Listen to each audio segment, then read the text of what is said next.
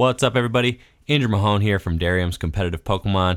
Darium was just able to crack an Elite Trainer box from the upcoming Burning Shadow set weeks ahead of time. Really excited to have my hands on these cards so early and even before pre-releases that take place this weekend. So I picked out what I consider to be some of the best cards just from the selection that he pulled.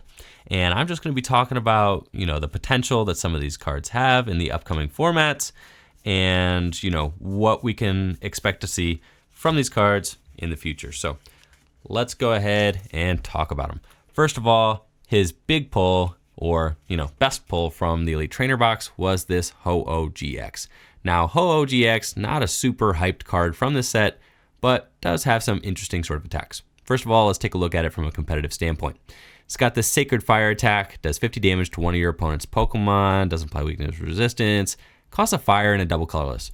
Now, Ho-Oh does have a nice 190 hit points. I do like that. I mean, it's a big, bulky GX Pokemon, just like Turtonator, has a lot of hit points, also has a nifty little resistance to fighting, and its weakness is not to water, it's to lightning. So it does give your fire type decks an alternative weakness, which is kind of nice. Like, you could play this in a fire deck and you're not weak to water. So it is interesting from that standpoint. However, the Sacred Fire attack just seems a little underpowered. I mean, Ninetales GX, yes, is a stage 1, but does the same exact thing for only a double colorless. Fire decks like this don't typically need to snipe, and especially sniping for 3 energy hasn't really ever seen any success in the past. There have been Pokemon with this kind of attack for 3 energy, and they just haven't really seen play. There was a Zapdos that had a very similar attack, and it didn't really see that much play. I don't really expect this Ho-Oh GX to be used for that Sacred Fire attack either. Now, for 4 energy, it does do Phoenix Burn for 180. This Pokemon can't use Phoenix Burn during your next turn. So, I mean, you could fire off a Phoenix Burn, then you could Sacred Fire, then you could Phoenix Burn again. But at this point, your Ho-Oh has a whole lot of energy on it and probably just leaves itself really susceptible to like Gardevoir GX knocking it out or something like that. The cool thing about Ho-Oh GX, and just kind of, it's a little gimmicky, but the cool thing about it is this Eternal Flame GX attack. Eternal Flame GX says put 3 in any combination of Fire Pokemon GX or Fire Pokemon EX from your discard pile onto your bench. So you can obviously only use 1 GX attack per game, but this attack could potentially be used to get Incineroar GX from the discard pile onto the bench. You could get Charizard GX from the discard pile onto the bench. You could get a Mega Houndoom EX from the discard pile, put it onto the bench. There are a bunch of different Pokemon, that you could just skip their evolutions. You could just put all these evolved Pokemon EX and GX from your discard pile onto your bench. Now, that's kind of interesting. I mean, it seems better in Expanded since you can just Battle Compressor and get this off real quick. And maybe you can, also play the Ho-Oh EX with the Battle Compressor and accelerate energy that way. But it seems a little gimmicky, and I don't think I would want to have my entire deck strategy rely upon pulling off an Eternal Flame GX attack. And not only are you wasting your GX attack, but then you're kind of just pigeonholing your deck strategy into being able to pull off this fancy kind of trick. And I just, it's not really appealing to me as a competitive player. But nonetheless, it is a super cool card and very nice. I do like Ho-Oh as a Pokemon, so neat card for a collecting standpoint nonetheless, but not really seeing the competitive potential of Ho-Oh GX. Alternatively, we do have Kiawe, which is just an awesome card for Fire-type Pokemon. I expect Kiawe to be very popular and to enjoy a decent amount of success in the upcoming standard format. It says search your deck for up to 4 Fire Energy cards and attach them to one of your Pokemon, then shuffle your deck. Your turn ends. So it does end your turn, but this is pretty much like a reverse Nitro Tank GX. Turtonator's Nitro Tank GX, I actually have a copy of Turtonator right here. Turtonator's Nitro Tank GX attaches 5 energy cards from the discard pile to your Pokemon in any way you like. Obviously, you can only use 1 GX attack per turn. It ends your turn because it is your attack, right? Kiawe doesn't get 5, but it does get 4 and gets them from the deck. That is just an awesome option to have. To me, it's like being able to power up. It's like nitro tanking on the first turn of the game. You get to search guaranteed for. Unfortunately, you can't attach them to whoever you want. I mean, this card would be much much better if you could attach the fire energy cards to whatever Pokemon you liked. Instead, you are stuck having to attach them to one Pokemon, which is a little bit of a drawback. I imagine a situation where you Kiawe turn 1 and you have these 4 energy, maybe on a Turtonator or something, but then you're putting yourself in a situation where that Pokemon could take a lot of damage just from a Tapu Lele, right? I mean, then all of a sudden your opponent just attaches a DCE to a Tapu Lele, and then they can energy drive for 2, 4, 6, 8, 10, 120 damage easily, right? And you kind of just served that up to them by attaching 4 fire energy to your Pokemon and not attacking. So it does have that little bit of a drawback. But that being said, Kiawe is a super powerful card. I do expect it to see play in Volcanion decks, in Turtonator decks. Volcanion and Turtonator seem to be the heavy lifting fire Pokemon from this set. Of course, there is Charizard GX, but I'm not sure how much competitive viability that card has. Only time will tell. However, I do expect Kiawe to see play with Turtonator and Volcanion in the upcoming format. Next up, we got Poe Town. Poe Town reads, whenever any player plays a Pokemon from their hand to evolve one of their Pokemon, put 3 damage counters on that Pokemon. Now, Poe Town kind of reminds me of Faded Town. I mean, they both got Town in the name, right? But Faded Town was used by decks that didn't involve Mega Pokemon, right? Mostly basic decks, to kind of try and bring that Mega Pokemon's hit point within striking range of whatever deck was utilizing that Faded Town. So Poe Town, similarly, I expect to be used by basic decks, right?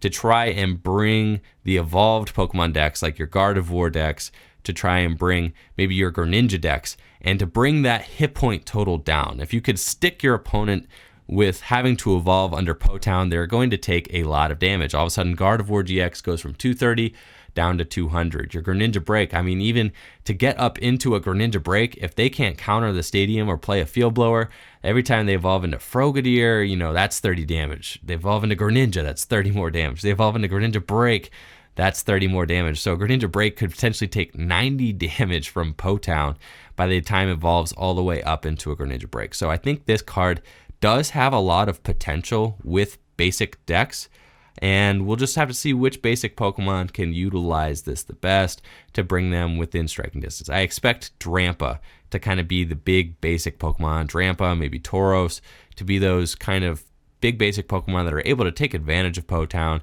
to bring other evolution decks within striking range. We were also able to pull a Raichu. I think this card is just super cool and sweet, and plus we got that Toxicroak in there. Come on, Andrew, that's a Croagunk. It's not a Toxicroak. Come on, you know better. Or which is super cool. Is that a Toxicroak? Man, I forget what that Pokemon's name is. Anyways, it's one of them little poison frog things. Anyways, it's got this Evo Shock ability. When you play this Pokemon from your hand to evolve one of your Pokemon during your turn, you may leave your opponent's active Pokemon paralyzed. So Evo Shock, super cool ability, but we got Guzma in format, right? So Guzma, however you want to say it, Guzma is going to restrict the playability of this Raichu because Guzma is going to be a card that's played in multiple quantities in every single deck in the upcoming format. So Evo Shock, a super cool auto paralysis ability, is instantly kind of nerfed by that by Guzma being in format. So the attack's nothing really to write home about. I think if you were to play this Raichu, you would play it, for that Evo Shock ability and maybe play it with some other attacker so that you could paralyze, maybe Devo Spray, and just keep paralyzing every turn and attack with somebody else. But that's just not really a super viable strategy with Guzma in format. So unfortunately, I think Raichu might not be able to see, a lot of success, even though it is a very powerful card. Do have this Alolan Grimer. I think this Alolan Grimer is super cool, and the reason why I pulled it out is because I think Alolan Muck, the one from Sun and Moon, is a very good card that could see play in the upcoming format. Now, there is an Alolan Muck GX that's coming out, which is decent. It could see play, but I think that the Alolan Muck that shuts off basic Pokemon's abilities will be the better Muck in the upcoming standard format. Specifically, you would use this Grimer and evolve into that Alolan Muck, and it shuts off abilities, and you would use it maybe in decks that don't use basic abilities that much. You could use it in Mega Gardevoir if you wanted to shut off Volcanion Steam Up ability. You could use it in a deck that doesn't rely on abilities to shut off your opponent's Oranguru or Tapu Lele. I think Alolan Muck becomes a very strong card, especially with Silent Lab rotating and Hex Maniac rotating. And there's just a big increase in the amount of evolved Pokemon that are seeing play. So with the evolved Pokemon seeing more play and a lot of those evolved Pokemon having strong abilities, much like, even Decidueye, if you were to play with Rare Candy, you could play Muck alongside that to shut off basic abilities and kind of level the playing field. And if you were going to play Alolan Muck, the ability one, this is the Alolan Grimer you would play specifically for that free attack. It's got this division. Search your deck for an Alolan Grimer and put it onto your bench, shuffle your deck. That's just a great attack for free. So that's awesome. So if you start Alolan Grimer, you can instantly go get another one. Just increases the consistency for which you would be able to get that Muck into play. And I think that Alolan Grimer is just super sweet and nice little, nice card design, nice addition to the format, especially for Muck. Up next, we did pull a Bodybuilding Dumbbells. The stage 1 Pokemon this card is attached to gets plus 40 hit points. Now, Bodybuilding Dumbbells seemed super sweet at first, right? Bodybuilding Dumbbells, I was like, wow, plus 40 hit points stage 1, that sounds really good. But the more I thought about it, it kind of reminds me a little bit of like Assault Vest, right? Assault Vest, it prevented 40 damage from Pokemon that had special energy attached to it and was more or less used for the same thing. A lot of big hitting Pokemon in this format and in past formats have relied on double colorless energy or some sort of special energy to boost their damage output. So Assault Vest essentially made these Pokemon, bigger tanks. But Bodybuilding Dumbbells only works on stage 1. So, you could put it on like your Umbreon GX, you could put it on your Espeon GX, but in most situations, I'm pretty sure that Choice Band is just going to be the superior tool. Choice Band or Floatstone are going to be your superior options for your stage 1s. I'm not sure that I really love Bodybuilding Dumbbells because your opponent could just Field Blower it and then knock out your Pokemon. Or you could say they hit you for not a knockout, right? They hit you for 40 damage short because of Bodybuilding Dumbbells. Then the following turn, they hit the Field Blower and then your Pokemon gets knocked out anyway. So I don't really love Bodybuilding Dumbbells. I think that Choice Band and Flowstone are just better uses of your tool space because they're proactive tools. You could retreat as soon as you attach the Floatstone. You could do more damage as soon as you attach the Choice Band. So even if your opponent Field Blowers them away, they stay active and they just stay really good. Bodybuilding Dumbbells, your opponent can Field Blower it without it ever getting to get any use. So, it's a decent card, but not super impressed. Now we do have Plumeria, on the other hand. Discard 2 cards from your hand. If you do, discard an energy attached to one of your opponent's Pokemon. It's a supporter card, very reminiscent of your Team Flare Guard, right? Something like that, except you could discard any energy attached to one of your opponent's Pokemon, which is super cool.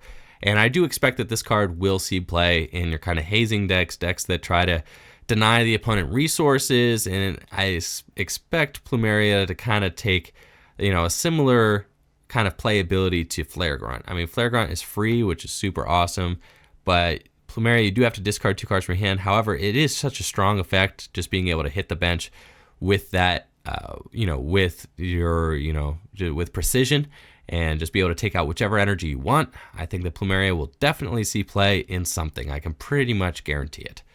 So, we also pulled a Super Scoop Up. Talked about this in one of my upcoming videos, just the winners and losers of next format. I think Super Scoop Up is going to be a very good card. I was able to win a regional championship because of this card. Played in Landorus Crobat. I played 3 of them, and this card is just a game-winning card. Being able to reset evolution lines that do things, upon evolving. Like the Raichu, you could reset a Raichu with this thing. You could pick up a Drampa with this thing that's taken some critical damage. You could scoop up your, where is he? I still got him, right? You could scoop up this guy, right? All right, this is the big boy I'm talking about. Scoop Up in combination with Tapu Koko GX. Lets you reuse this Arrow Trail ability. When you play this Pokemon from your hand, Onto your bench during your turn, you may move any number of lightning energy cards from other Pokemon to this Pokemon. If you do, switch this Pokemon with your active Pokemon. So he comes busting in, right? Gets all the lightning energies, put him on the Tapu Koko. Then he could soak a hit. You scoop him up. Or actually, you scoop him up after you switch the energies to a new one.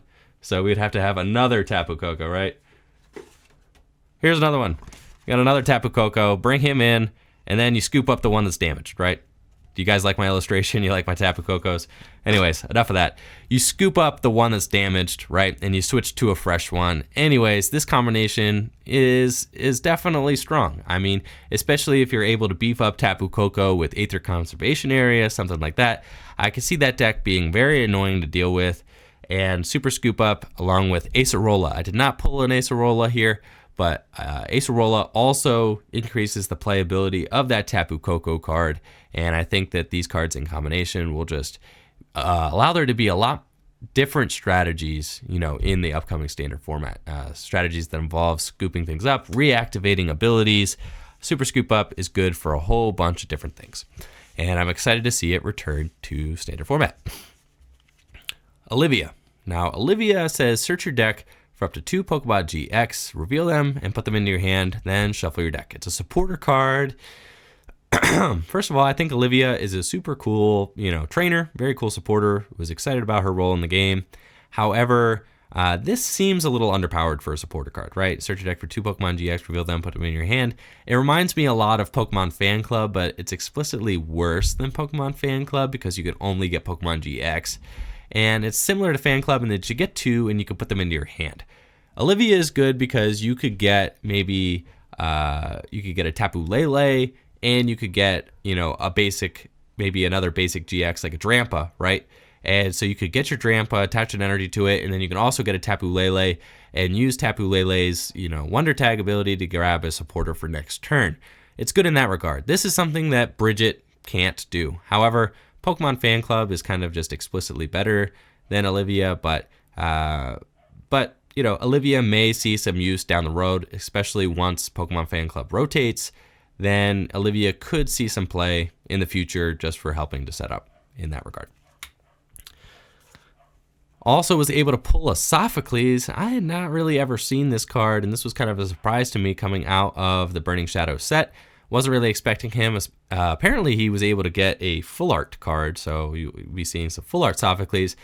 It's a supporter card, reads, discard 2 cards from your hand. If you do, draw 4 cards. Now, I'm not super sure that this card is going to be very playable. I mean, to me, Lily just seems better, especially since Lily is able to draw to 8 on the first turn of your game. But I can imagine a format, I can imagine a deck one day that just needs to discard lots of cards, right? And if there's not a very big card pool, Sophocles could be played in a deck that needs to discard lots of cards. I mean, maybe you play it in your Volcanion to get fire energy into the discard early. Come on, camera. Maybe you play it in your your Volcanion deck to get fire energy into the discard early, but I don't really think that that's going to be optimal. You could get it, you could use it to get fire energy in the discard for, Turtonator's Nitro Tank, but I think they're just better options. I think Steam Up does just a fine job getting fire in the discard along with Sycamore. Sophocles probably just going to stay in the kind of tier 2, tier 3 supporter realm, being overshadowed by Lily as far as playability for those spots that are going to be taken up.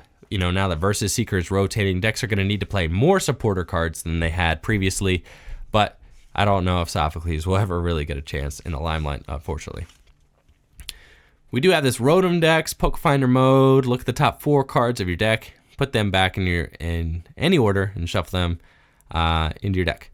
Top 4 cards of your deck, put them in any order, or shuffle them into your deck. So you can look at the top 4 cards of your deck. You can put them back in any order, right? And just leave them there. Or you could just shuffle your whole deck. Say, I don't like those 4 cards. I'm going to shuffle them back up. So this this could be, this is a card that could be played before Octillery. It could be played before Oranguru, right? I mean, to draw exactly what you want. So say you're only able to Oranguru for 1 or 2 cards. You could Rotom Dex, make sure that you get the cards that you want onto the top of your deck, and then draw into them with Oranguru. It's kind of like Mallow, right? I mean, you stack your deck a little bit. And then, I mean, people were using Mallow and Shaman, right? Stack your deck a little bit, and then you set up into the cards that you want. You could Rotom decks and then set up into the cards that you want. But I don't really think that that's going to be a super viable strategy. I think you're better off using a card like Mallow, since you could select whatever cards you want from your deck and put them onto the top if you're going to adopt that kind of strategy. So I don't expect Rotom decks, Pokefinder mode, to see a whole lot of competitive play. Finally, we do have Ralts, and it does 10 damage with that Draining Kiss. Ralts, really, I'm only talking about it because it's going to be used in that Gardevoir GX deck. So super excited to finally get my hand on a Gardevoir GX whenever that may happen. I don't know. I haven't seen one yet.